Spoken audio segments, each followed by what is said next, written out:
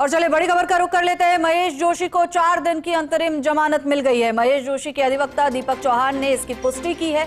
आपको बता दें कि महेश जोशी की पत्नी के निधन के कारण उन्होंने जमानत का आग्रह किया था और कोर्ट ने उनका आग्रह स्वीकार करते हुए 4 दिन की अंतरिम जमानत महेश जोशी को दे दी है, ताकि अंतिम संस्कार की क्रियाकर्म की जो प्रक्रिया होती है उसे पूरा किया जा सके। महेश जोशी के अधिवक्ता दीपक चौहान ने इस खबर की पुष्टि की है। आपको बता दें महेश जोशी को 4 दिन की अंतरिम जमानत मिल गई है।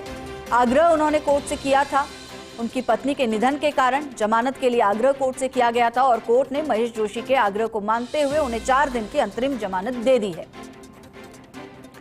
महेश जोशी के अधिवक्ता दीपक चौहान ने इस खबर की पुष्टि की है। महेश जोशी को 4 दिन की अंतरिम जमानत मिली है।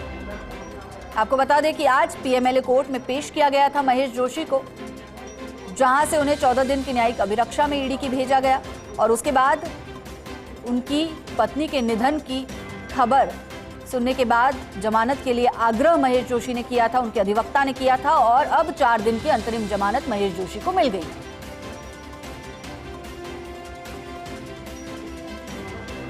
महेश जोशी के अधिवक्ता दीपक चौहान ने पुष्टि करी है कि 4 दिन की जो अंतरिम जमानत है वो महेश जोशी को मिल गई है। पत्नी के निधन के कारण जमानत के लिए आग्रह किया गया था। खबर पर और अधिक जानकारी के लिए हमारे एसोसिएट एडिटर विमल कोठारी हमारे साथ जुड़ चुके हैं। विमल जी, जैसा कि हम बात कर रहे थे कि पत्नी के निधन के चलते उन्होंने जमानत का आग्रह किया था और कोर्ट ने उनके आग्रह को मान लिया। 4 दिन की अंतरिम जमानत महेश जोशी को मिल गई है।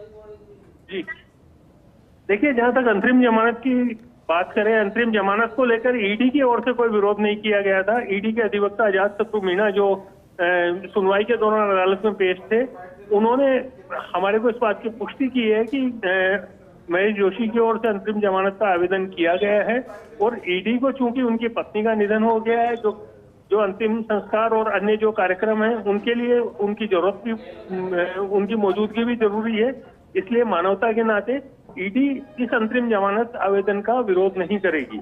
और हुआ भी यही है कि अभी इस समय थोड़ी सी देर पहले जो फैसला आया है सीबीआई मामले की विशेष अदालत क्रमांक 3 है जयपुर, इसने जो फैसला दिया है उस फैसले में यही कहा गया है कि अंतरिम जमानत के लिए महेश जोशी का जो आवेदन था उस आवेदन को स्वीकार कर लिया गया है और 4 दिन की उनको अंतरिम जमानत दे दी गई है। जहां तक महेश जोशी के खिलाफ जो चार्ज लगाए गए हैं ईडी की ओर से, और इन चार्ज का जो महेश जोशी के अधिवक्ताओं की ओर से विरोध किया जाना है वो अपनी जगह है। इस मामले में 15 मई को अगली सुनवाई होगी। जी मात्री।